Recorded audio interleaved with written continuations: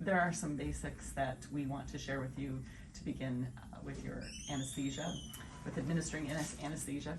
One thing I like to keep in mind is I like to have my patient in the position that they need to be in, and that will make it more accessible. So if we're going to be doing a posterior or a maxillary injection, we want our patient to be lying back so that I can access the palate or the upper teeth. And if I'm doing a lower injection, a mandibular injection, I may lift my patient's head just a slight bit, but I still like my patient to be lying flat.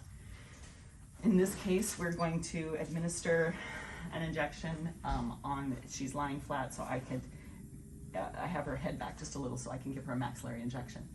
I'm going to loosen with one hand the needle. I'm going to adjust my light. I'm going to take some gauze perhaps. You do not have to use gauze, but you have to have good retraction. I'm going to ask my patient to turn towards me if I need her to.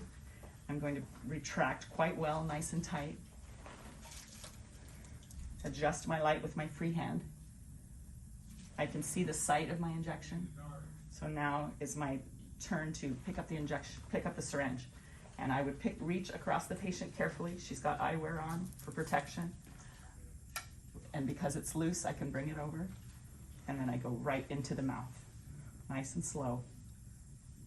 Say sight. When I'm at my site of penetration, I proceed to the level of deposition, and I'll say sight again. This is, of course, if someone's watching you.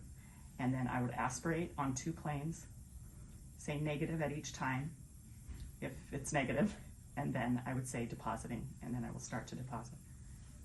And then as I come out, after the injection is complete, come out, recap, remove my gauze, rinse my patient out, and ask them how they're doing.